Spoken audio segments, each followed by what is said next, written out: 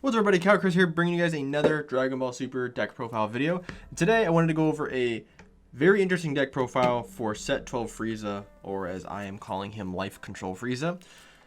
I think this leader is one of the most overlooked leaders that's come out in Set 12. I think everyone looks at this leader and just sees how bad it is. I think this leader eventually, just depends on when someone finds the right build, but I think this leader can be a top tier deck.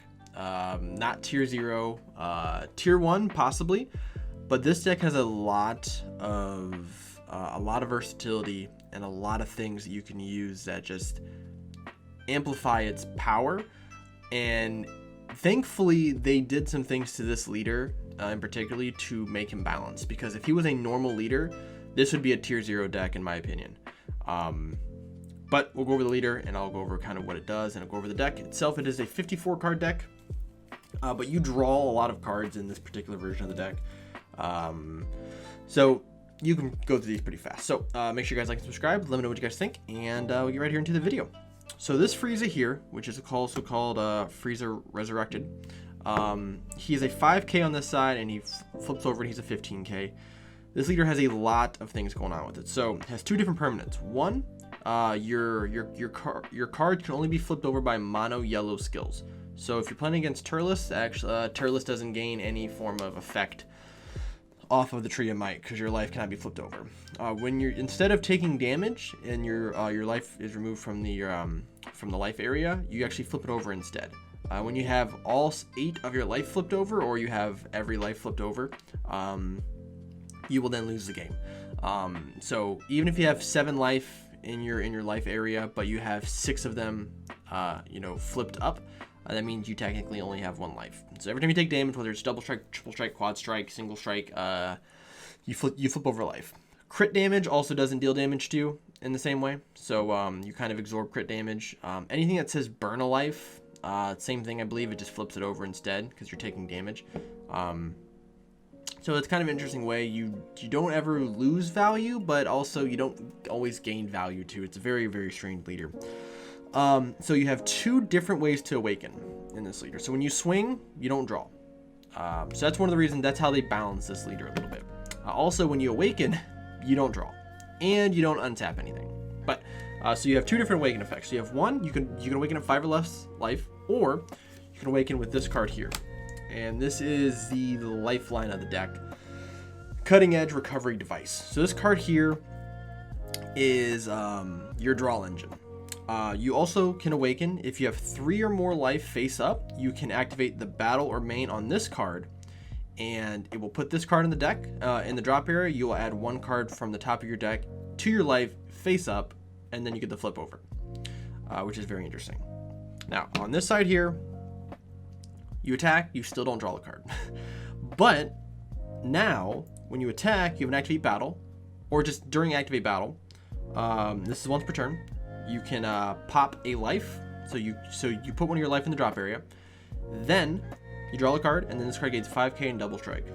We've honestly never seen that before, I believe, in a leader where the activate battle can actually just gain double strike and 5k, and you get the draw a card. But this is a very strange leader. It's very different. It's a very difficult leader to play. I've played it a few times. I'm trying to figure out the best strategy to it, and I'll go over kind of the best time, because there's this particular time in the game that you want to awaken. You don't want to awaken as soon as you hit 3 life.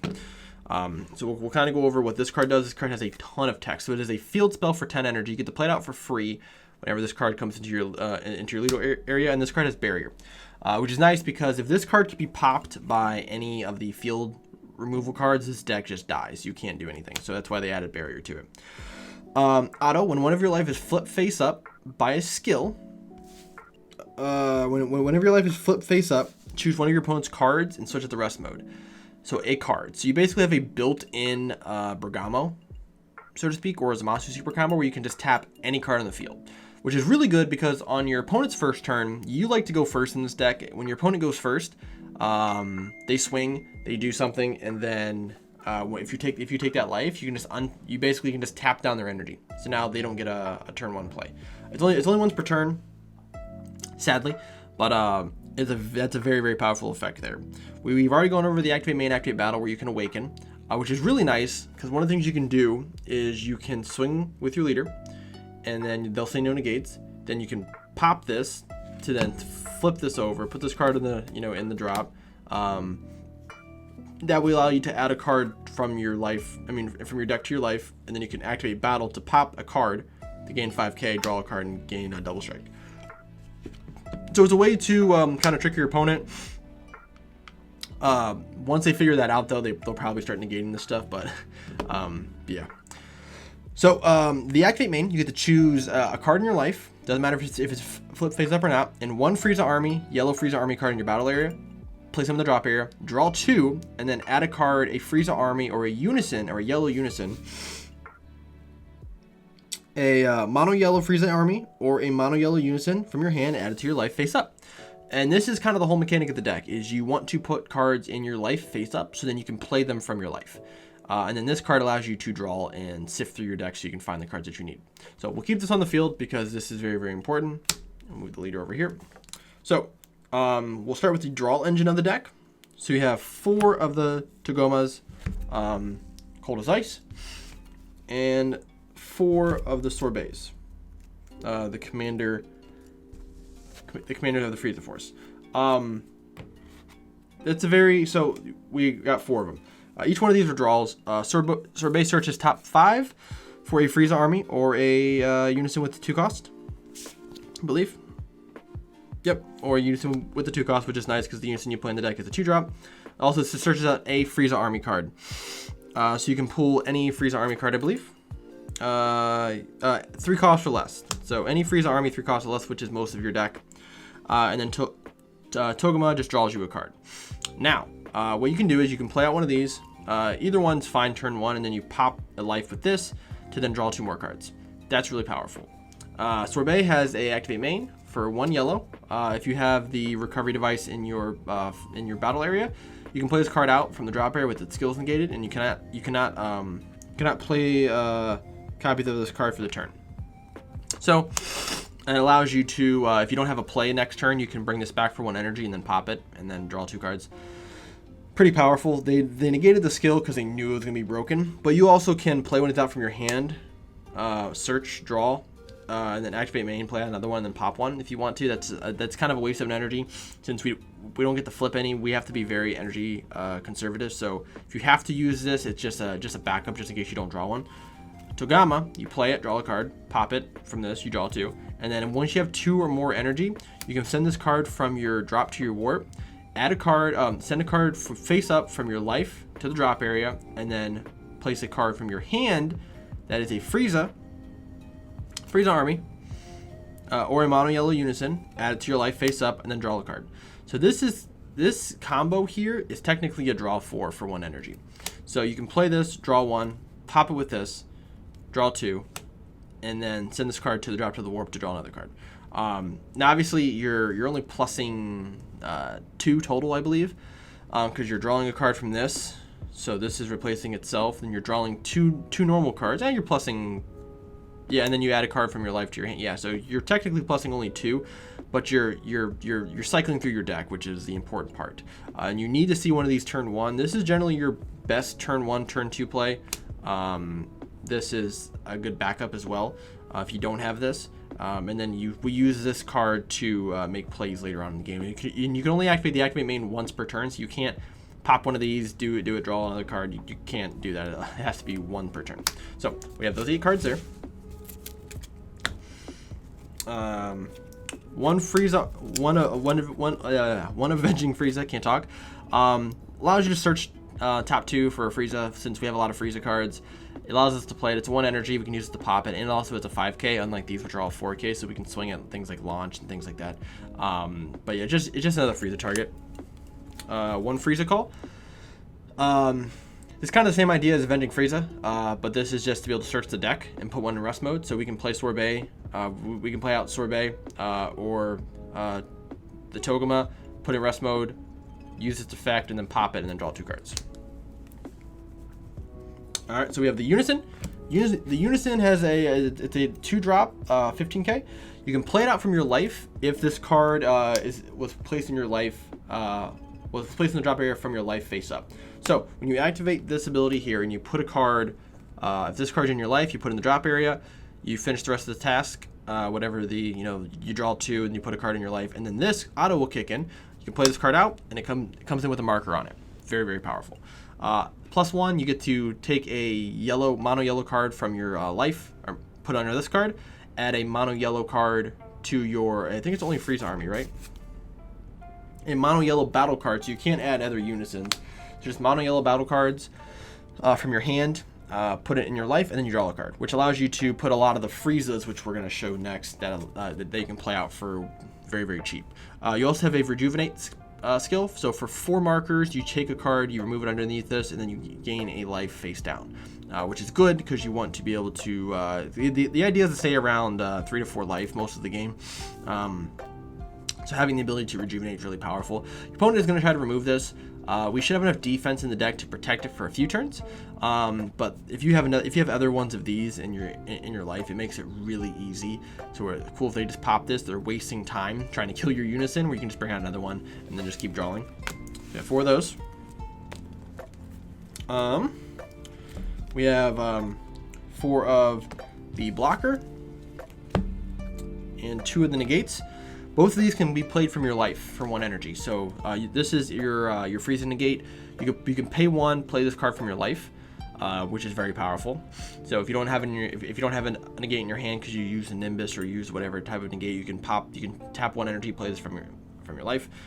This comes out same effect as Ginyu. When this card is put in your drop area from your life face up, you can tap 1 yellow energy to then play this card out from the drop area. So when this card comes into play, it is a 5k blocker, but also you can choose one of your opponent's battle cards in rest mode 4k or less, or energy cost 4 or less, and KO it. So it does give you a little bit of removal, but it's just a blocker, which you're going to see a lot of blockers in this deck. That's 6 of our defensive cards there. The main pressure card in the deck, and this is what makes the leader so good, is Frieza Trained at Last. This card is awesome. So it's a 19k double strike. It has the same effect as the blocker Frieza. You can play it out for 1 energy. But then the auto is what's really, really good. So when your opponent plays a card, battle card, you can crit a life to the drop area, target that card, put it in rest mode, and draw a card. And then you negate the skill on this card for the turn. So you can just tap any card that comes into play. So if they play Xenocell, they play Supreme Kai, they play just any battle card that could possibly end the game, and you have one of these on the field and you haven't used the ability yet, you can just crit a life, a face-up life, mind you, put it in rest mode, and then draw a card. So it gets around deflect technically because it comes in on counter window too. So it doesn't come in play in rest mode, but it will hit the field, activate its skills, auto will go into pending, and then it'll be tapped. And then you can draw a card. So it's very, very powerful. And the fact that you can just spam all these out because they don't have unique, just allow you to fill the board with these cards. And if you have all 4 of these on board, technically you can crit 4 life if you really wanted to tap 4 cards and then draw 4 cards. So it's a very, very powerful card. It's just a walking crusher ball. And that's pretty good, having a crusher ball with legs, and that's a 19k double strike. We have 2 more Frieza army cards. We have Ginyu, 1 last body change. The 1-drop. This is a very interesting card. It's a 1-drop that you come into play. You choose a card face up in your life, put in the drop area. If you do, you draw 2 cards. That's a very powerful effect. So this will allow you to get one of your Frieza cards in play, or your Unison, and that's kind of the whole idea, is you play this card to activate that. Because let's say you can't get your cutting edge off, or I don't know, they stopped you from getting it off or whatever. You play this card, then you crit a life, then you draw 2 cards, and then you can activate, this ability to play this card out.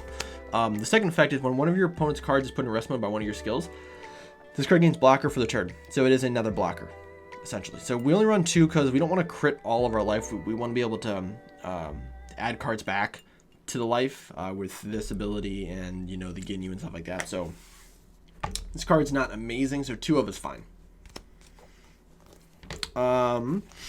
This is your main, you want a mulligan for this card, is the Poutine, because once this card triggers, you can then play this card off for free. It's basically like Mecha Frieza with Chapel, when they attack, you tap an energy, then you play this card out. Same idea. So we run 3. You want to see this card every single game, turn 1. You just sit on the board, and if they don't have barrier removal, you can just start tapping stuff, and it's just going to buy you turns until you can end the game. We have 2 more blockers, 2 Frigidas. It's not a great Unison counterplay for the deck because we want more Frieza army cards in it, so that's why I'm not running a lot. 2's fine, you see it, you play it out for free if your Unison has 2 or more counters on it. The battle card being played comes in when rest mode, and I have a 14k blocker, so just more blockers. More blockers, more defense. 2 more blockers. We have the Draftbox-Ku Gokus, which when one of your if your opponent has 3 more energy, one of their cards, one of their battle cards, one of their what is it? I get the battle cards. When one of your opponent's battle cards is switched to rest mode by one of your skills, you can play this card out for free. It's a 15k blocker, so just another blocker. 1 Bergamo. I think 1's fine. 2 more so if you would like to. It just space is really tight, but just having 1, being able to just play it out for 2. The fact is you're not going to have a lot of energy up, and because you don't untap, paying out 2 energy on a defensive turn is really bad unless you know you can stop their turn. So you can use this to tap an energy, and let's say it's turn 3, they have 3 energy up. They swing, you tap one of their energy with this, you play this, you tap the other 2 energy. That's the only time I would play this. That's why it's not in the deck a lot. As you'll see, a lot of the cards we play out are either free or 1 energy. So that's the only 2 cost card in the game outside of the game enders. 4 of the this guy. This is the Rejuvenate super combo that came with the deck.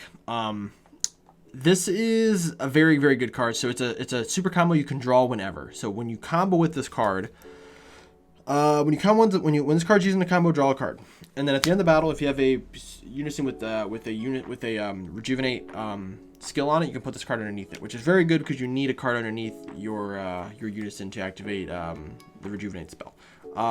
So you can run 2 of these technically, and then run 2 Zamasus.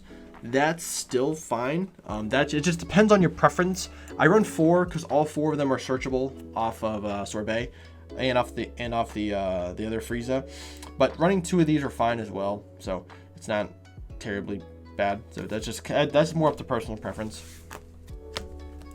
3 Nimbus. It's the only extra card negate in the deck. It's the only real one worth running right now for yellow. So we got 3 of those. So we get to one of the game finishers, which is the Divine Transformation. This is the Frieza that was made technically for the deck. So for 5 energy, you have a 25k double strike dual attack blocker. With barrier, technically, it cannot be removed by skills. It can be neg to 0. I think this card it can also be KO'd, but just can be removed by skills. So that's really powerful. When this card comes into play, every one of your opponent's battle cards in rest mode gets KO'd. It does not ignore barrier, unfortunately.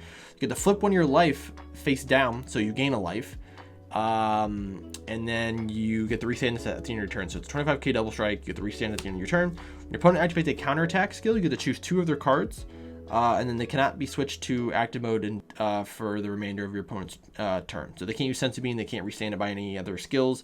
So you get to choose 2 cards. So we run 2 of these.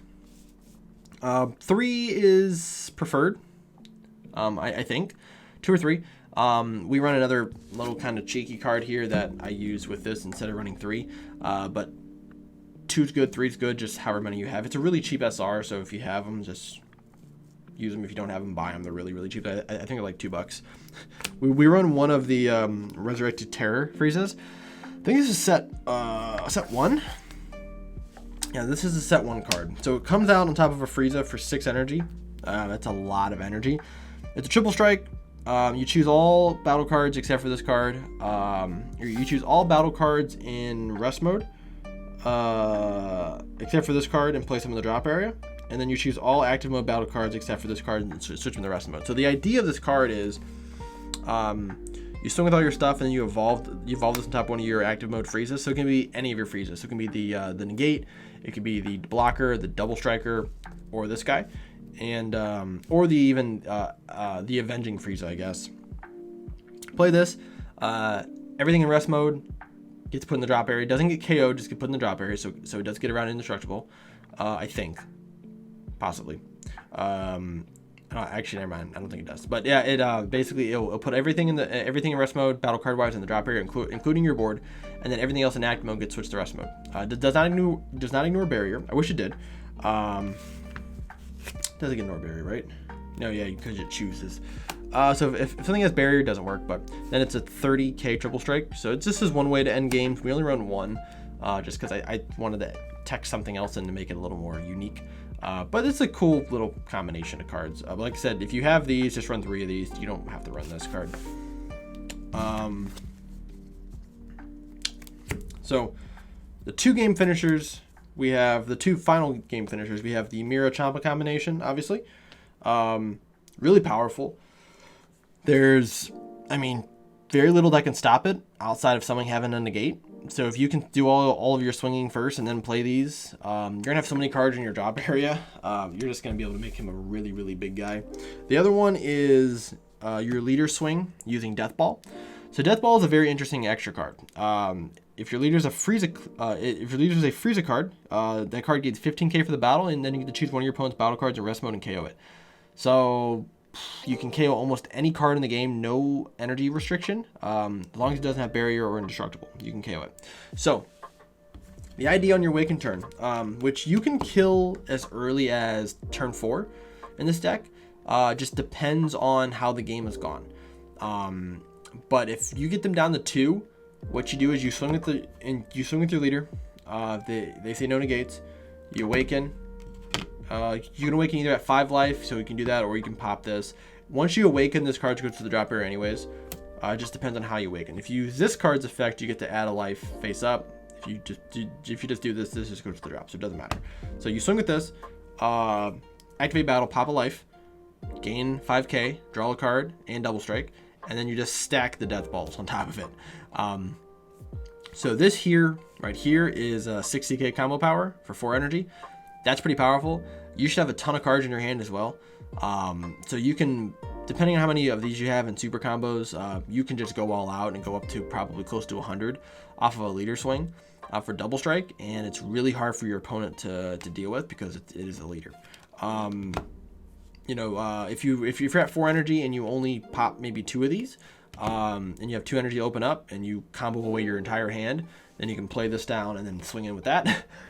So it can be very, very aggressive at times. The deck is a very interesting control aggro deck. Aggro is, and you can storm the board with a lot of stuff. You can draw a lot of cards, and it doesn't feel like your opponent's ever really gaining an advantage on you, because you're just able to cycle things so quickly. It's a very interesting deck concept. Secret Rares, we don't run one. You can run Supreme Kai, you can run Xenocell. Either one's fine. I just don't feel like putting one in here, because if these are all of my cards in my life, and I end up flipping one of these over and I go, oh cool, it's my secret rare, I don't get to play it. I don't have a way of putting this card from the drop area or my life into my hand.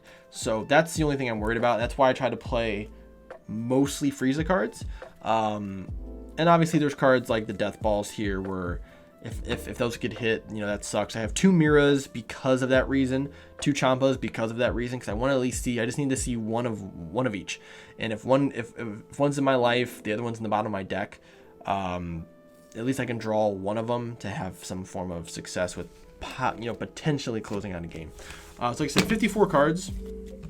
I believe it's a very interesting deck. I do feel like this deck will be used in some line of play in the future. I feel like people are going to start testing this more, and they're going to be like, wow, this leader actually could be very, very good. Who knows? Maybe they watch my video and they think this leader is going to be really good, and maybe they can make the deck better. Maybe you can make the deck better. Let me know down below. I want to see what you guys can make with this. It is a very big brain leader, and I wanted to, show you guys what I came up with. So hopefully you guys liked the video. If you guys did, thumbs up, like and subscribe to the channel. Every little bit helps. I want to, continue to grow with the community and continue to put out more content other than deck profile videos. I'm just trying to figure out what I can do to make it a little bit unique. So thank you guys for watching again, and I'll see you guys in the next video.